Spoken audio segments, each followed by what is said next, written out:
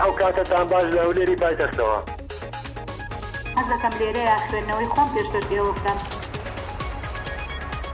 علاقاتت هەرێمە یانان باشووری گەل پاتێتی علاقاتەکە بەراسیێن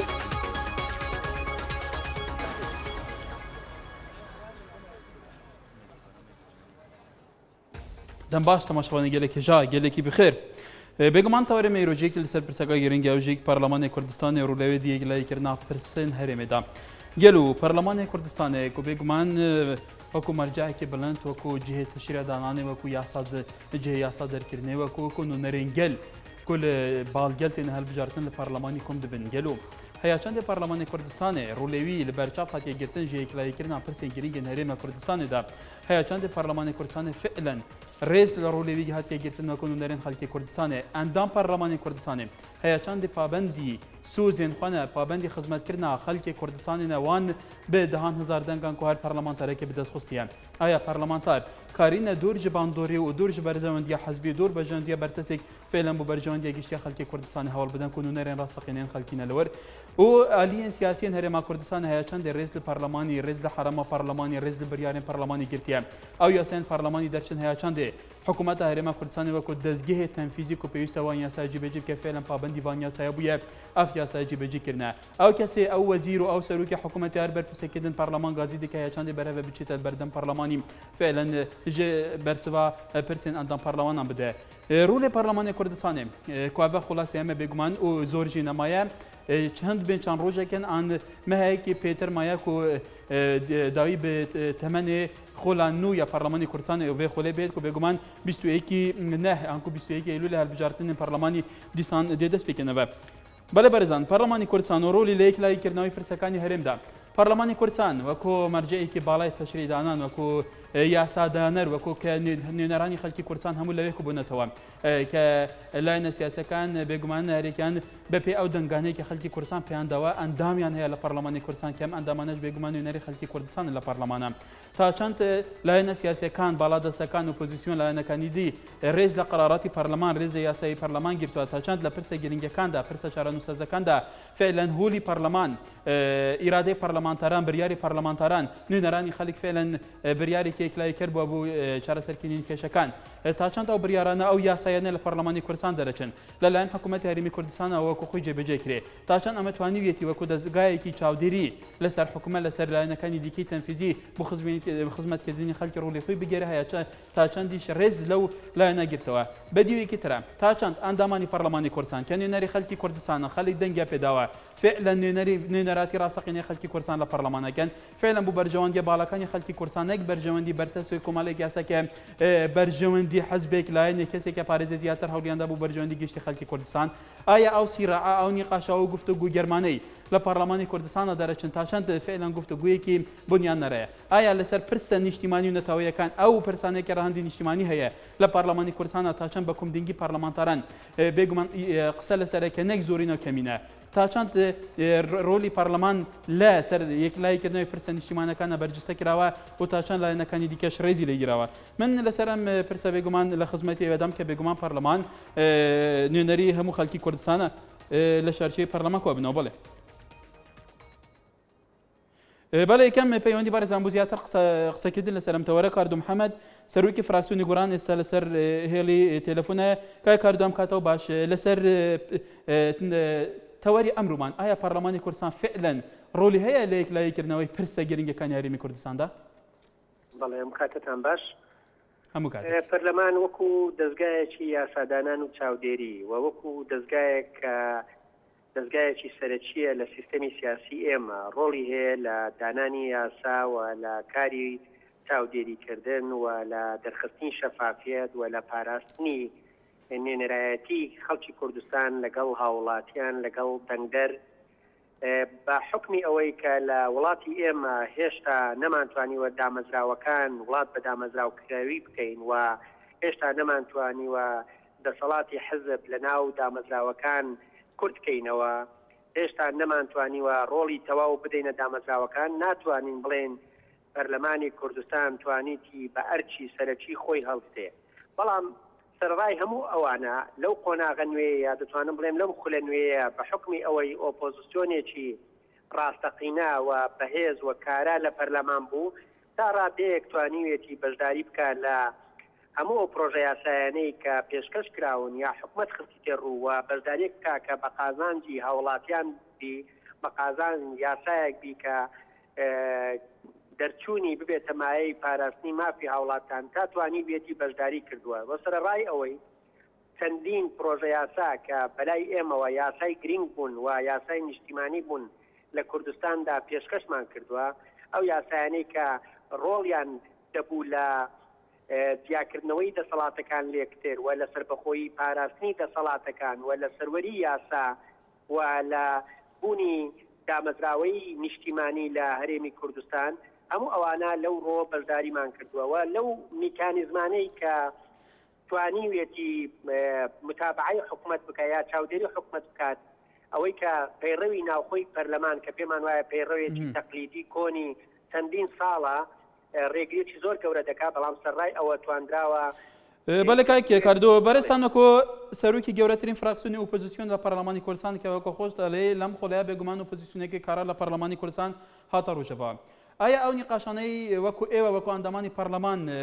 لە هۆلی پەرلەمانەکەن ئایا بەڕای تو تا چەند فعلا ئەو هەموو پەرلەمانتارانەکە لەوێ کوبوونەتەوە تا چەند ئەوانە فعلا نوێنەراتی ڕاستەقینەی خەڵکی کوردستانەکەن تا چەند فعلا لەسەر پرسە گرنگەکانە هاونەڕینە لەسەر پرسە گرنگەکانە ڕێز لە بڕیاری یەکترەگرن خۆی تا ئێستا ئێمە لە پەرلەمان لەو 4 ساڵەدا کارمان کردیە پێم وایە ئەم حکومە ئەو بڕیارە بۆ جەماوەرد یعنی ئەم بۆ جەماوەر بەجی دێلین بەڵام ئەوەی کە پەیوەندی بە کاری ئێمە وەکو ئۆپۆزیسیۆن توانیمانە هەماهەنگێک لەسەر سەرجەم ئەو پرۆژانە بکەن کە پەیوەندی بە ئەرچی ئۆپۆزیسیۆنی یا هەم پەیوەندی بەو بەرنامە سیاسەیە کە ئەمە لە پرۆسەکانی هەڵبژاردنە بەڵێنمان بە خەڵکی کوردستاندا بوون و ئەوەی کە پەیوەندی بە لایەنەکانی ترەوە هەبێ کە بەتایبەتی لایەنی دەسەڵات ئێمە ویستومانە لەسەر هەموو ئەو پرسانەی یا ئەو پرۆژانەی کە پەیوەندی بە پرسی نیشتیمانی هەیە هەماهەنگی بکەین و کۆدەنجی نیشتیمانی دروستکەین بەڵام بەداخەوە لایەنی دەسەڵات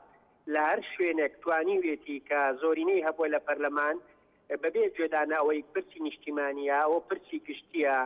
لەمە سەبارەت بە هەموو ئەو یاسایانەی کە کاریگەریان هەیە لەسەر چارەنووسی میلەتەکەمان لە بەڕێوەبردننی وڵاتەکەماندا گوێیان بۆ نەداوە بە زۆرینە تیان پەڕاندووە و ئەمە کەلتورێکی خراپی بەڵێ کاکە کاتی ئێمە تەحدیدا پرسیارێکی گرنگتر هەیە ئەمڕۆ دوا پێشنیاریەکانی لایەنە سیاسەکانی هەرێمی کوردستان سەرۆکی هەرێمی کوردستان بۆ پەرلەمان ناردوویەتی لەسەر پرسی دەستور ئایا پێت وایە فعلا پەرلەمان لەمەیە ئەتوانێت ئەو بڕیارە هەبێ کە یاسا ئەو پرۆژە یاسا دەستور سەرڕاست بکاتەوە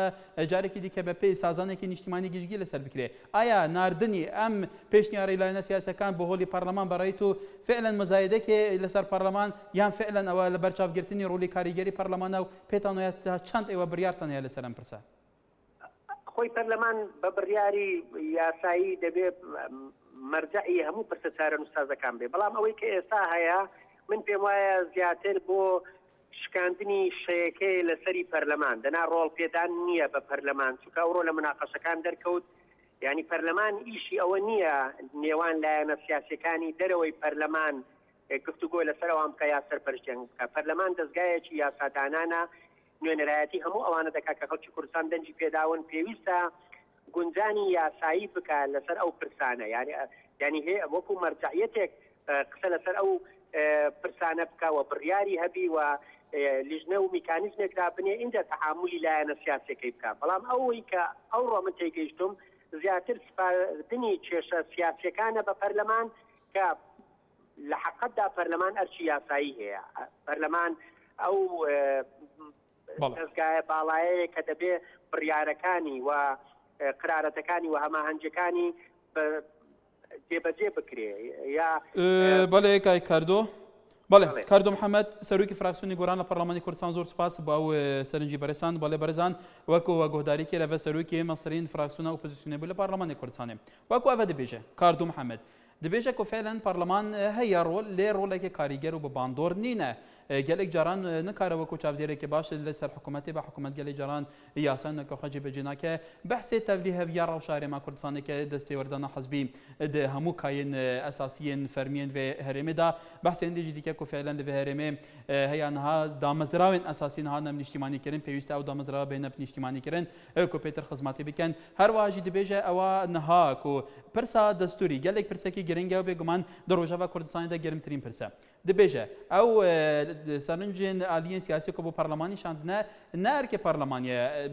dîvçûna vê parleman dezgehê yasadananê ye dibêje jî ku em dibêjîn ev şikandin ev serê parlemanî da ji ber ku aliyên siyasî derve nekarîn sazaneke niştimanî li ser vê bikin tenazulê an ku ev jî temaşevanê nêja bidît nawawîne ku aliyên siyasîyên Herêma Kurdistanê ev taybetiya aliyên bi bandor nekarin tenazilê li hindek xwastekên xwe bikin bu xwastekên giştî herêke şan pîçek tenazil te dît rewşeke aram bû gelê caran dibêjin nebûna îrada tenazulkirinê bu xwastên giştiyên netewê li ser xwastên kesûkî û hizbiyên taybet li Kurdistanê gelê caran pirsgîrekan bû bu pirsên netewî niştimanî çê dike berhal ez xizmeta me li ser tewerê evro bile Xalîl dowekê kerim ke ذكرك مرحبا ser çava شلوني بلا باشي gelek spas از دخوشي برنامج تتكم spas bû te من ازي اخر مجبلي من هذا بديتانينا بس فين كنالك رسمي كنالك حر كنالك نتشو نفسر حزب ربنا يعني هندك ديفيجن هندك جارات ديفيجن ماني حزب نظام فلاني بس فين كنالك كيف تختي كنال حربت فرصة ديمقراطيات أذايا وكتايا روشا في تلفزيوني توي spas كلك ممنون بوتا spas kek xalet bêguman em televîzyon xelkê Kurdistanê bi hemî bîro bû çûnave her aliyeke siyasî her kesekê întima bû çi hizbê jî bît bela kerem ket peywendiye biket azadî bavî me çi pirsgirêt gel kesê nîne bele li ber daraş peywendiyek dikilme goran li ber daraş fermû goran li ber daraş جارت سر هيلي نماية محمد لسورداشا وفرمو الو قربان كاي محمد فرمو بله بالي جملته قربان كاتل باش سر تشاوم همو كاتيكت شاش قربان منظور باشم فرمو بلاكم بالنسبة الرأي كانوا وشونكاني وفوزينو أول سنفالة فزيخري ما في نتوى كمان وما في قرى كمان أم برادراني كذا برلمان تاكو يصاد دوامي أكدو هيج وجودي شان نبوة خير يساوى بقرما وقرمي وفصلين همو داوا كان يخويني ريبو فروق بارزانيو فروق بارزانيش وابا فلاعي نريبو برلمانو كان برلمان وجودي ماوا نفروق بارزاني دي صلاتي ماوا أواحر خوي لخويا الشرع خوي لخويا هیچ نریتێکی قانونی و یاسایی و هیچ خزمەتێک بە نەتەوە کەمان و بە پەرلەمان و بە گەلی کوردستان ناکات ئاکۆ لە شاری سلێمانی کای کاکو فەرموو وارە باش ئێوارە باشتر وڵام من دەمێنێت لەسەر کە جەنابەت باسی پەرلەمانی کوردستان دەکەی و هەروە شەوناوەکەشی بلیفە ئەلوایە بەڵام بەڕاستی ئەگەر لەگەڵ خۆمان ڕاست بین پەرلەمانی کوردستانیە پەرلەمانی حیزبە چونکە ئێمە لە 22 ساڵی ڕابردوو نەمان دیت شتێک لە بەرژەوەندی گەلدا بێ یاسا دەرکەن تەنها ئەو یاسایانە دەردەکەن لە بەرژەوەندی حیزب و شەخصە باڵا بەدەستەکانە ئەو یاسایانە دەردەچێت تۆ پێم بڵێ یاسایەک دەرچوو بێ لە بەرژەوەندی گەل بێ بە زیانی حیزب و شەخص دەرچوو بێ یعنی ئەوە بەڵگەیەک بەڵگەی هەر ئەوەی دیکەشم تۆ دیقەتدا ئەو پەرلەمانە بەڕێزانە بەشێکی کەمینە بێ من ناڵێن هەمووی بەشێکی کەمی ئەو بەشەکەمەش دیارە بێگومانەوەتی مەعارەزەویش من بێگومان لەبەر هەندێک بەرژەوەندی خۆی ئەوانە دەکەن دەنا ئەوانیش لە دەسەڵات دڵنیام وا ڕەش بین بۆ قەناعەتم ئەوانیش بێنە سەر دەسەڵات تەنها لە بەرژەوەندی ئیزەکانیانی دەکەن چونکە ئینسان وا بێئەمەل بووە دیقەتدا ئەوەندە ساڵی پەرلەمان هەبووە ناتوانێت لە چوار دەست بدەستنەوە بەڵێ پرسیارێکی گرنگ کاک ئەکۆینێتە ڕۆژەوە لە بەرژەوەندی حەزبدانە ئایا حەزب لە دەرەوە کە ئەرکی ئەوە لە بەرژەوەندی خەڵکدا بێ مجارات حەزب وەسیلەیەکە ئامڕازێکە بۆی خزمەتی خەڵک بکە لە ڕێی حەزبەوە لە ڕێی پەیڕەوە پرۆگرامی حەزبەوە بەردەمای حەزبەوە و خەڵک بێگومان بێتە گۆ لە پەرلەمانە خزمەتی خەڵک بکە ئایا حەزبەکان تا چەند پابەندی ئەو بەڵێنانە کە بە خەڵکی خۆیان نەدا یان فعلا حزب زیاتر پابندی پاراستنی بەرژەوەندی و هەیمەنەتی کۆمەڵی کەسە هەردی لە شاری سلێمانی فەرموو کاک هەردی بەڕێزیان فەرموو باشی وەرەزیان سەرچاو بەنامەکەت لێ یەکەم سپاس بەڕای من لە پەرلەمانی کوردستان نوێنەری خەڵک لەوێ نییە نوێنەری جەماوەری خەڵکی کوردستان لەوێ نییە لەگەڵ قسەکانی برا بەڕێزی پێشووترام تەنها و تەنها ئەوانی کە هەن بە ئۆپۆزیسیۆن و بە دەسەڵاتیشەوە تەنها نوێنەری حیزبن بە تەوجیه حیزب دەجوڵێن بە تەوجیهی سەرکردە و سەرکردایەتی خۆیان ئەجوڵێن هیچ پرۆژەیەک هیچ یاسایەک نییە بەداخەوە هیوادارین کاک هەردی دووبارە پەیوەندی بکات سەرنجی خۆی تەواو بکات بەڵێ سەردار لە شاری سلێمان ئارە بەش کاکە سەرچاو خۆشی بەرنامەکە لێ یەکەم سپاس لە هەموو دنیای پەرلەمان نوێنەری گەلا بەڵام من لەگەڵ قسەکەی کاکاردایان کە ئەڵێ پەرلەمانی شوێنی یاسادانان و شوێنی قەراراتە بەڵام باشە ئەوان کە بە شوێنی یاسادانان و قەراردانی داهانێن ئەی بۆچی خۆخە ڕژنووسی دەستور لە پەرلەمانە هەموو خۆناغا یاسایەکانی بڕوێ بۆ ئەوان دژی ئەوان کە بخرێتە ڕستاندۆمەوە ئەگەر شتەکەی پەرلەمان بە یاسادانان و قەرارەدانە خۆ هەموو قەرار و هینەکانی بڕێوە هەموو خۆناغەکانی بڕێوە بەزەوە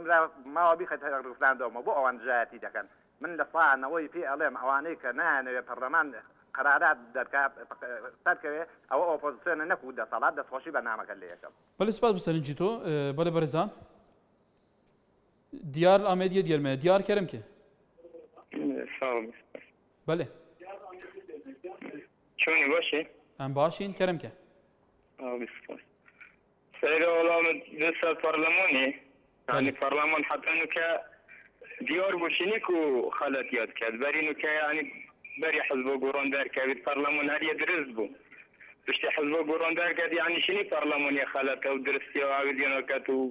یۆشەوە دەرێخیت و دەستوری هەموەرکەت و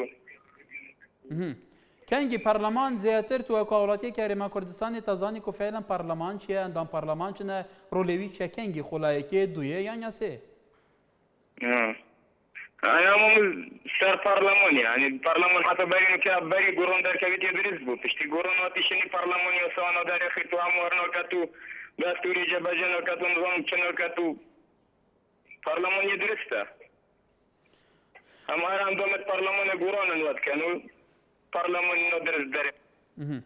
بڵێ گۆران لە سووران باش کاک نەهێر بەڵێ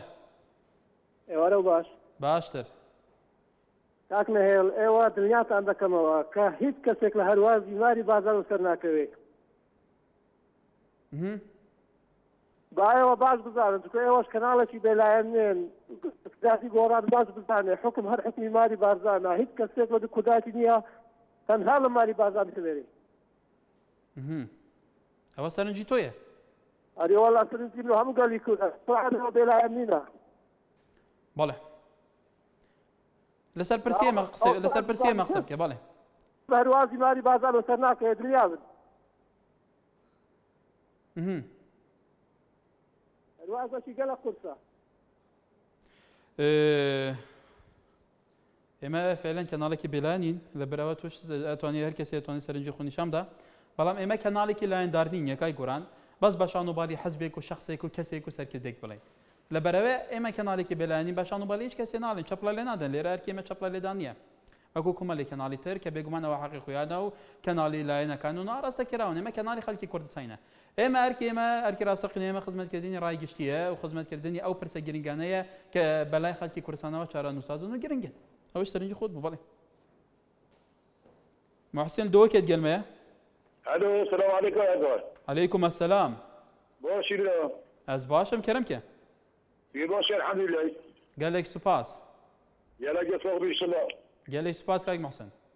يوم اصل دوكت يا ناس بيتم صار بولو فيش مرجع يشوف اگر ايديا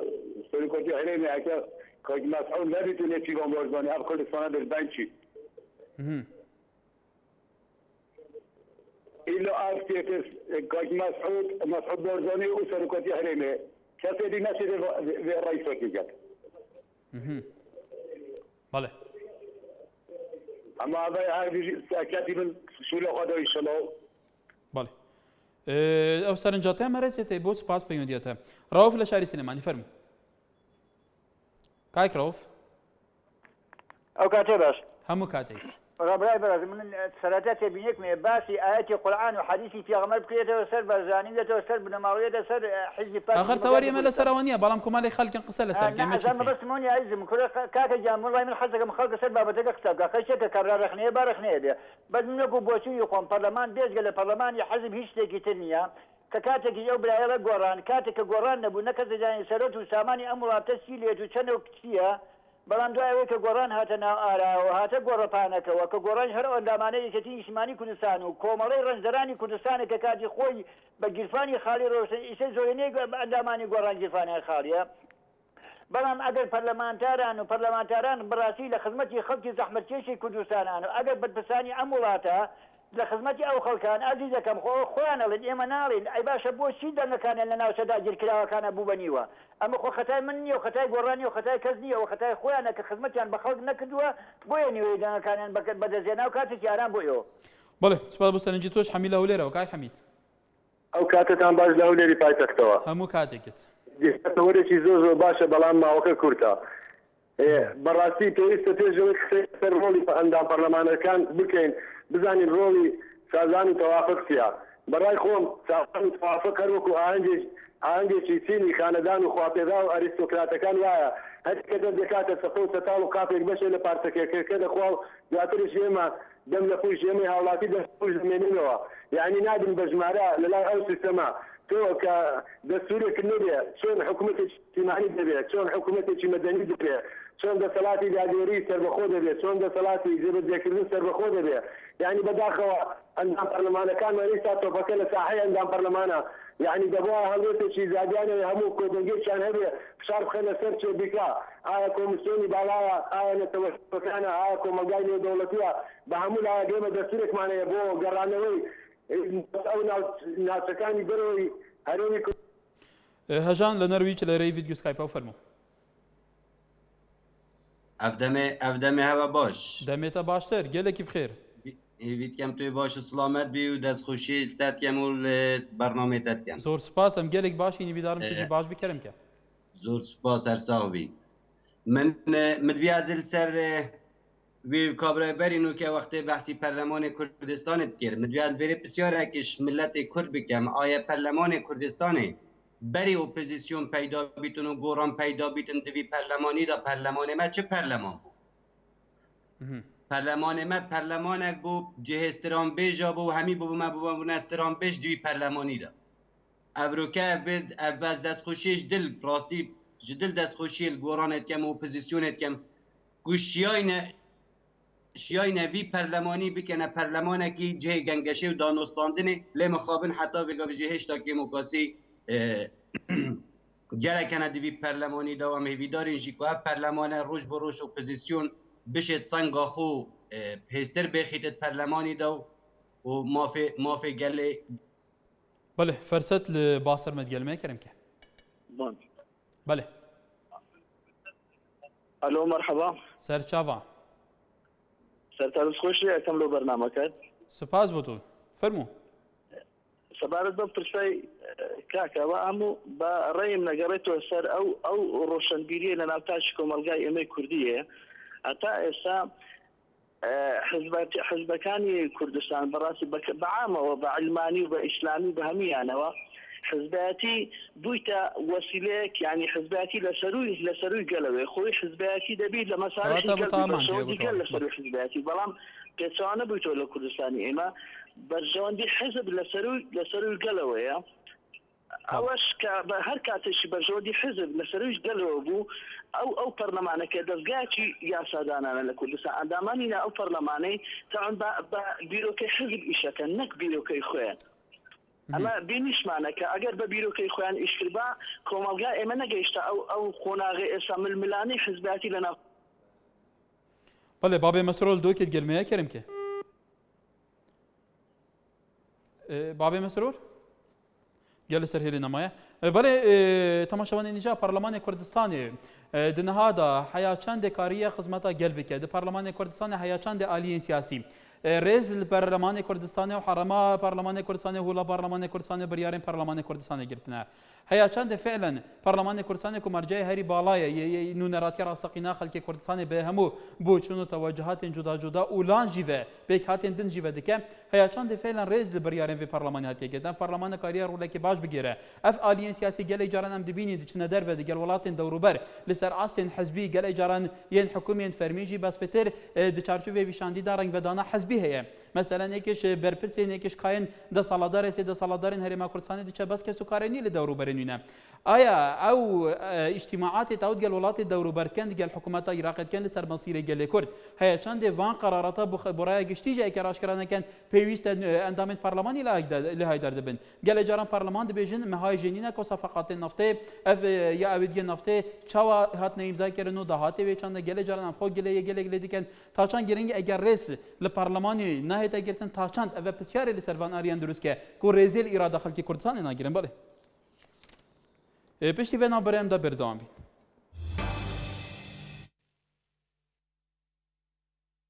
دوباره سلاف تماشاوانی نجار سرطوری کمالاتی روانت شفیق دنویسه هیچ کاتیک پارلمان نبو تمرجع بو یلای کلنوی کش سیاسی کن هیچ رولی کنیه لکه سیاسی هریم تنها در کدنی شنیاسه که کلا برجاندی حزب کن دایم هر وها کاظم محمدیش لسرطوری کمالاتی پیجین آرتی انوسه اپوزیسیون لمصلحتی خوی ایش کردوات استوازا کشی تک دوا هر یک ولا آوازی که دخونی هر وها شیرزاد کردستانیش دنویسه براسی گروی نیوان پارلمانتران و دنگی شقام توانیان زور انکو توانایان نیوانیان زور دوره و نیان توانی و وکو ارکی پارلمانتار هستن او قیرانی که استا کردستان گردو تواتا استا هیچ چاره سری کی ریشیمان لپارلمانی کردستان بو نکراوه ولی تماشا من نجال سر وی توری ام بردام خدمت آوت کین پیشواله کرکو که فرمو هم کار باش کار سر چاوم باشا قربان جان والله منش براسي بنسبة برلمانتاراني كردستان وراسني ونري جماورن بلام حتى سنين تواني وكو بيويس يكلا اشتكان بكنا ولا بروي برجودي حزبكاني خوان لبرچاو دقرين خو من دراسة مسألة اوبوزيشن اشتكي باش بو لسلتا اشتكي تشاك بلام مسألة اواني بتقتني ناتواني يكلا اشتكا مسألة كبكنا ولا بروي تشكا هتكا حزبكان وبرجودي خوي رادا كيش وكو وايلي هاتو هيسا بوشوية وايلي هاتو انا براسكي برلمانيش بتوجيه حزب كذا جلته ونكو بتوجيه جماور راسني ما على نيونري جماور بلان توجيه جماعة حزبك اقشتي لي اسيراك ولا سكرتيرك ولا ولا سروك يعني حتى ايسا برلمان استقلاليتي خوي ونقرتوا رولي خوي وكو بيويس نابين لنا برلمانا زور سباس بله سپاس بو تو روژین شیلات زید گلمه کرم که سيد حالته هوشين سپاس بو تا کرم که سيد مسألة برلمان از بحث دبرما كم دبر شيرات زي وأميدي يعني المنطقة عندما كي برلماني هوبي أو عندما برلمان ركوب تاني جمنا بينين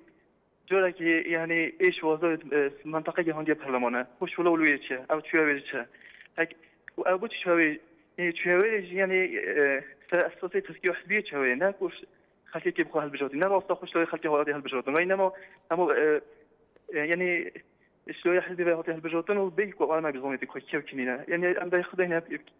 يعني إيش ورجع كابتني إيش هو زي منطقة نبي عندنا برلمانات فاوت شويتش ورجع كابتني ملاك بوخ بتمام نهاد نقبلات نهاد يعني ساكت تاكيم كوس المنطقة أنا أظن كوش لو الويتش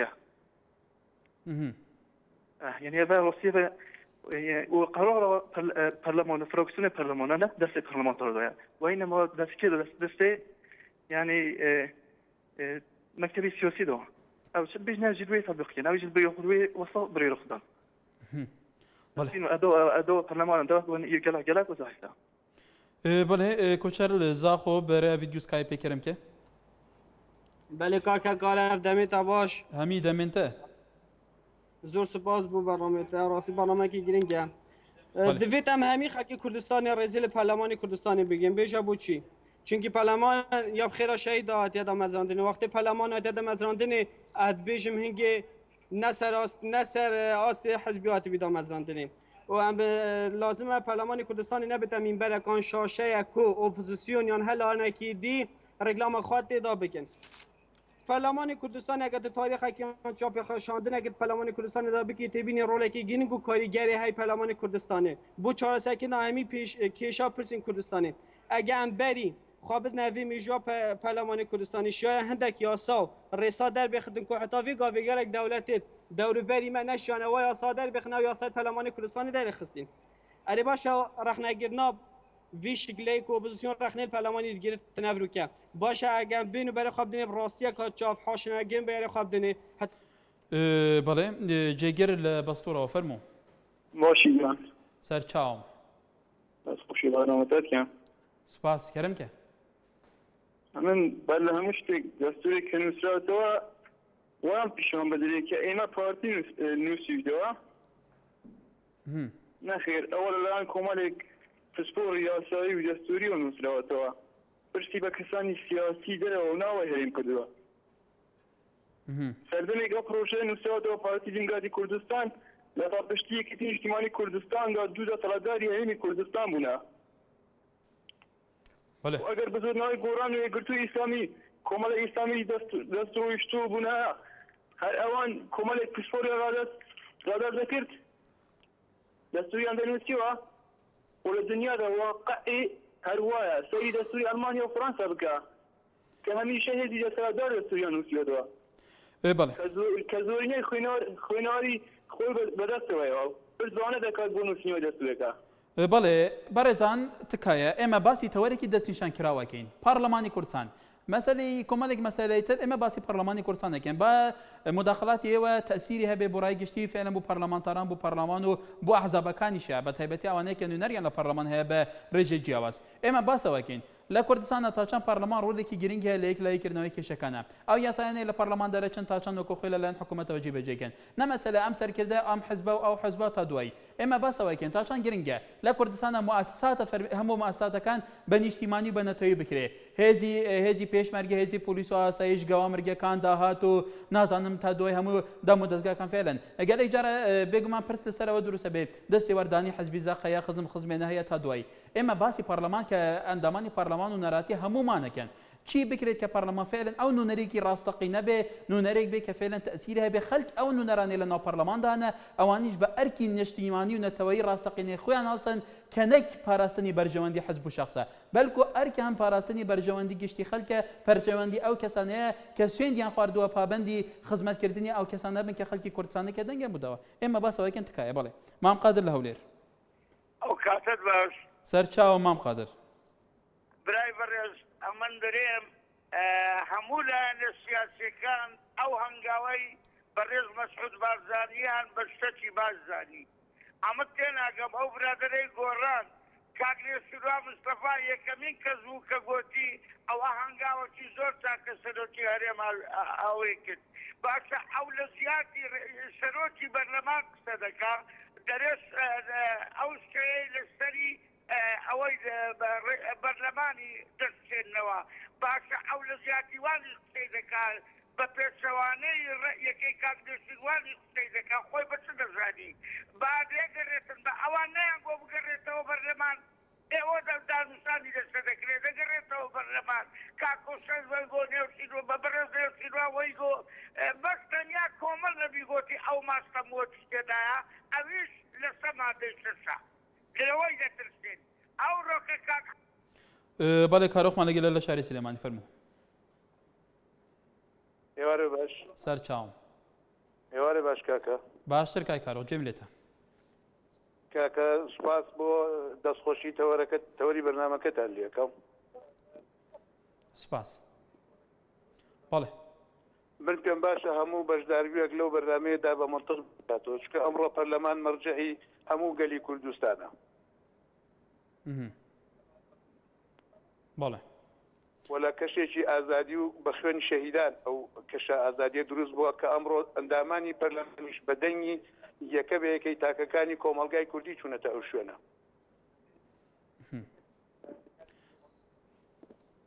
لەبەر هەومان لەبەر چاومانە پەرلەمانتارانی پێشوو چۆن بوون کە هەموو شتەکان شاراوە بوون لەژێر پەردا بوو لە ژووری تاریکا بوو ئێستا لە سای دروستبوونی بزوتنەوەی گۆڕان کە هەموو شتەکان شەفافێتە و لە هەموو ماڵەکەیە داواکارم ئەم دەورە خەڵک زەمیر بەکار بێنێ و جۆنەدات وعد و عود دەنگ با بە حەق و بلال شارە زۆرە فەرموو. باشی بەڕێزم سەرچاوم.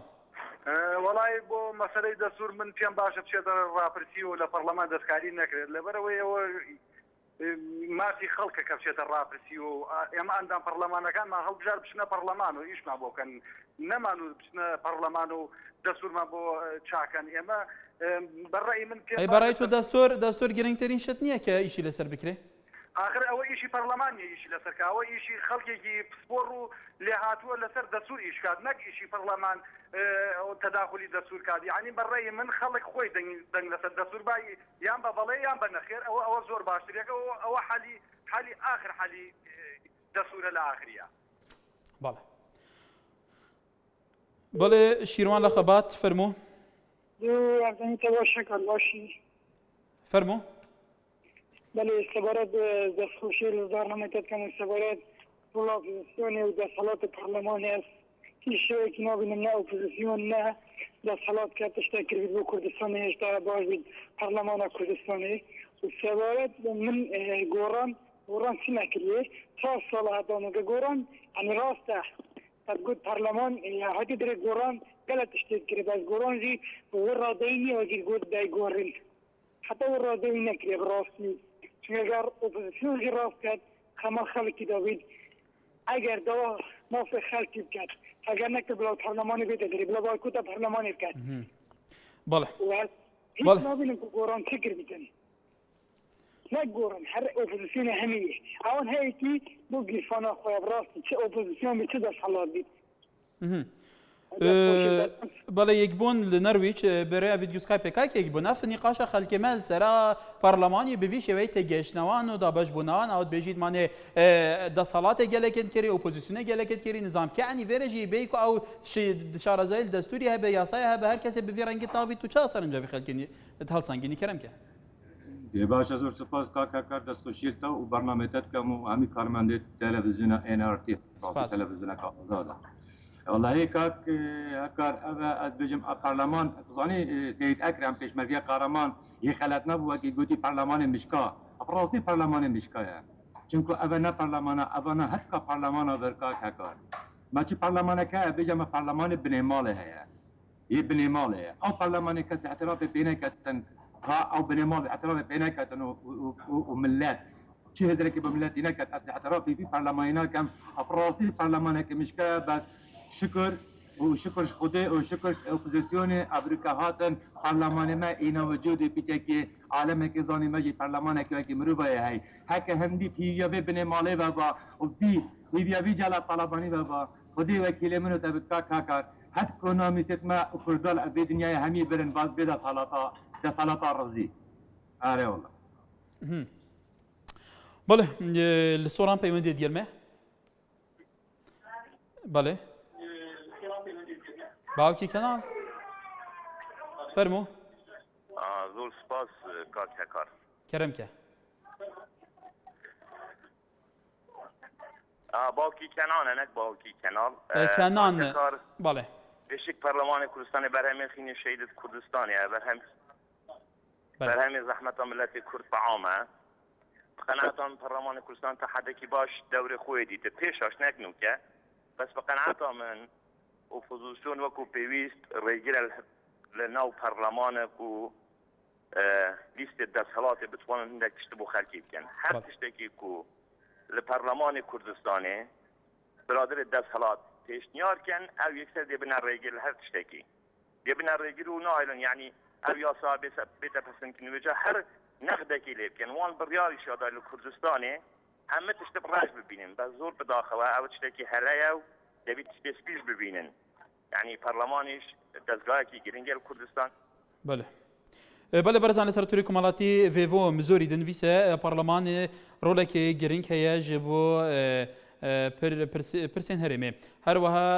هێرۆ ئیبراهیمیش ئەنووسێ پەرلەمان وەکو پێویستە نەیتوانیوە بە ئەرکی خۆی هەستێت پەرلەمان تەنها ئەرکی یاسادانا نییە بە بەلکو پێویستە پەرلەمان چاودێری کارەکانی حکوومەت بکات فشار بخاتە سەر حکوومەت و لایەنەکانی یاساکان جێبەجێ بکەن بەڵێ تەماشاوانە نیژا لە سەرمان پرسێ بێگومان سەرنج بۆ مەهاتنە کۆژەر کامەرانی شەنووسێت تا ئێستا پەرلەمان ڕۆلی لە هیچ شتێکی نییە و نەیتوانیوە ڕۆلی لە پرسە گرنگیەکە ناوخۆیەکانی هەرێم ببینێ هەروەها باوی ئیبراهیمی شەنووسێ لە هەولێرەوە ئەڵێ نەخێر چونکە تا ئێستا پەرلەمانتاران نیداسەڵات نەیانتوانیوە لە ژێر ئاڕاستەکردنی حەزبەکانیان دەربچن بەڵێ کاوار دهوکت گەلمای کەرمکە الو بەڵێ دام باش بەڕێز دام باشتر بەڕێز بڕای من پەرلەمانی کوردستانی حەدەنوکە gelek û gelekê şêdewrê xwe bînîtin û gelek xerada û gelekî yasajiyet bima danayın ku ev gelek weratê dewrêberê me jî neşêne wan yasa bixwedanin her wasa bile em hemî gava bi wê têgihê bi wê dîtnê hizir têda bikin û wasa hizir perlemanterê xwe bikin ku ev careyekê ku em Kurd şayîn bibîn xwedan perlemanek û perlemanterê Kurd yetme ku xwedan tecrübeka geleka kêm û ev şayîn rolê xwe yê perlemanteriyê bi cantirîn şêwe rabin yani bila em nerabin miqarina perlemanterê xwe û perlemanê xwe gel perlemaneke Ewropa bikin ku ev çendîn sala sedan sala 200 sala zêdetir ku ev xwedan perlemanin û xwedan تجربه geleka zêdene her eva bû spas bû بەڵێ سپاس بۆ سەرنجەتە شێروان لە شاری سلێمانی کای شێروان فەرموو لەسەر ڕۆلی پەرلەمان لە گۆڕەپانی سیاسی هەرێمی کوردستاندا فەرموو کای شێروان دیارە لەسەر هێڵنەماوە بەڵێ بەرزان ڕۆلی پەرلەمانی کوردستاندا لە یەکلاییکردنەوەی کێشەکاندا تا چەند میزداقیەت هەیە لە کوردستانە تا چەند میزداقیەتی و کاریگەری فعلەن هەیە لەلایەن بەرپرسە سیاسەکان زۆر جارە بینین بێگومان لەسەر پرسە گرنگیەکانی نیشتیمانی و نەتەوەیی و پێشوازیکردن لە شاندەکان سەردانیکردن بۆ وڵاتانی دەوروبەر حتا وڵاتانی دوورەدەست بە تایبەتی وڵاتانەی کە وڵاتانی زەرهێزن تەسیریان لەسەر ڕۆلیان هەیە لە ئاڕاستەکردنی سیاست لەسەر ئاسیا موج جیهان بە تایبەتی لە عێراق و لە هەرێمی کوردستاندا ئایا تا چەند ئەو کۆبوونەوانەی لەگەڵ ئەو بەرپرسانە کرد لە هۆلی پەرلەمانی کوردستان بۆ ڕای پەرلەمانتارانی کوردستان ئاشکرا کرێت تا چەند پەرلەمانی کوردستان ئەندامانی پەرلەمانی کوردستان ئاگایان لە داهات ئاگایان لە سەفاقاتی نەوت ئاگایان لە هەموو ئەو جمگە ئاساسیانە هەیە کە فعلەن گرنگە پەرلەمان ڕۆلی هەبێ چاودێری بکە بزانێت کە ئەم هەرێمە لە هەموو ئەو ئاڕاستە گرنگەکان چون بێڕێوە چێکێ بەڕێوە برێ یاساکان تا چەند یاسانەی لە پەرلەمانە چن لەلایەن حکوومەتەوە لایەنە پەیوەنددارەکانەوە بێگومان ئەو یاسایانە جێبەجێکن لە پەرلەمانی کوردستانە تا چەند پەرلەمانەوە کە زۆر بینیمان بە تایبەتی لایەن گرانی ئۆپۆزیسیۆن و دەسەڵات باسی ئەوەکەن ئەوڵێ نەک ئێمە ئەوڵێ نەک ئێمە ئایا بەڕای ئەوە ئەمەشەوە نییە کە فعلەن پەرلەمان تا چەند هۆلی پەرلەمان بوو تەشوێنێکی مزایداتی سیاسی و ڕیکلامکردن بۆ بەرجەوەندی لایەنەکانی دەسەڵات و ئۆپۆزیسیۆن ینی بەرچاوتاریکردنی خەڵکی ئێمە باشترین ئان ئێمە باشترین ئەم فعلەن ئەم دیالوگێ لە پەرلەمانە دەرەچی دیالوگێکی دموکراسیە دیالوگێکی بنیانەرە بۆ پێشخستنی یاساکانە بڵێ کاوە لە شاری سلێمانی فەرموو ئەم کاتە باش کاکەجان سەرچام کاکەوە وەڵی برێ بەڕێزم ئەم تەوەرانی کە ئێوە پێشکەشێکن بەڕێی هەندێک خەڵک ینی بەڕاستی ئێمە بڵێن ئێستا لەم بوارانەی خۆمانە ئەم پرسیارانێکی ئێوەی کات ئێمە هیچ پامسپۆرنین لەو کارانەدا دوایەوە من نازانم سەرۆکی هەرێم ئەڵێ بابگەڕێتەوە ئەو خەڵکە ناڕازیە ئەڵێ با نەگەڕێتەوە ئەو خەڵکە ناڕازیە باشە ئەوە ئێستا چۆتەوە پەرلەمان لە کەناڵەکانی کە خەڵک لەی هەیە واکە کاکە ئیمانیان بە پەرلەمان نیە ئیمانیان بە هاوڵاتی نیە ئیمانیان ئەی باشە یعنی ئەم وڵاتی ئێمە پێویستی بە چ قانونێکە پێویستی بە چ دەستوورێکە پێویستی بە چ یاسایەکە ئێمە کەسمان ناوێ نازانم یعنی ئێمە ئایا لەم وڵاتەیە